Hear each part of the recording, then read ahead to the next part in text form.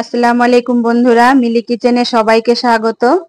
আজকে আমি অত্যন্ত মজাদার ও ভীষণ টেস্টি, ছোট বড় সকলের অতি প্রিয় একটি রেসিপি নিয়ে চলে এসেছি, ছোলার চটপটি মাখা।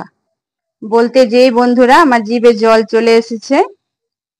এখন আমি এই রেসিপিটা বানানোর জন্য চটপটি মাখানোর জন্য আমি এখানে একটা কাঁচের বাটি নিয়ে নিয়েছি।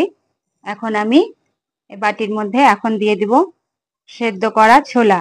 এই ছোলাটা আমি সেদ্ধ করেছি, অল্প লবণ দিয়ে দিয়েছিলাম। তার সঙ্গে আমি দিয়ে দিব কাঁচা ছোলা। এই ছোলাটা আমি সেদ্ধ করিনি, এটা কাঁচাই আছে। অল্প সেদ্ধ করা ছোলার সঙ্গে অল্প কাঁচা ছোলা।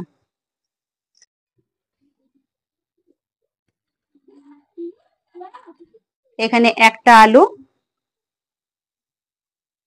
সেদ্ধ করে নিয়েছি। এটা ছোলার সঙ্গে আলুটা সেদ্ধ করেছি, এর জন্য কালারটা একটু কালচে হয়ে গেছে, এতে অসুবিধা নাই। আমি দিয়ে দিচ্ছি এর মধ্যে। এখানে আমি নিয়ে নিয়েছি টমেটো কুচি, একটা বড় সাইজের টমেটো নিয়ে নিয়েছি। আর এখানে নিয়ে নিয়েছি আমি একটা শসা কুচি,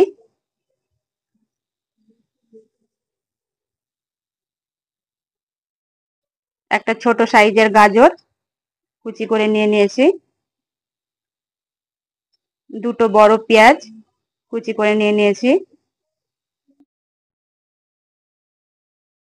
অল্প লঙ্কা, লঙ্কাটা অল্পই দিচ্ছি, ঝালটা অল্পই থাকলে ভালো, বাচ্চারা খাবে এর জন্য।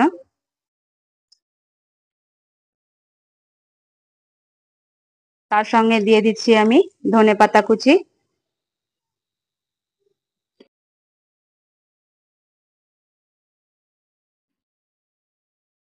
এর সঙ্গে আমি নিয়ে নিয়েছি তেঁতুলের জুস। আমি এই তেঁতুলটা হাতে চটকে চটকে এর জুসটা বের করে নিয়েছি। এখন আমি এর উপরে দিয়ে দিচ্ছি।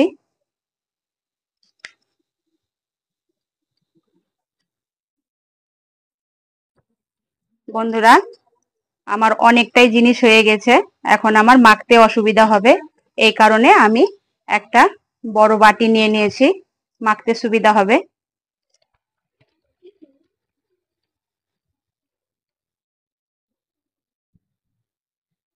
আমি এখানে স্বাদ মতো বিট লবণ দিয়ে দিচ্ছি। এখন আমি সুন্দর করে মেখে নিব।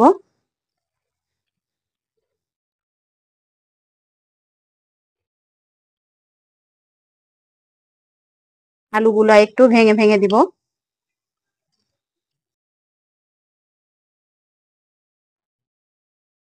সুন্দরভাবে মাখানো হয়ে গেছে।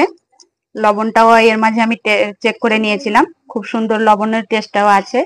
আমি এখন এই বাটিতে নিয়ে নিচ্ছি। বড় বাটিতে নেওয়ার কারণে আমার জিনিসটা মাখতে সুবিধা হয়েছিল।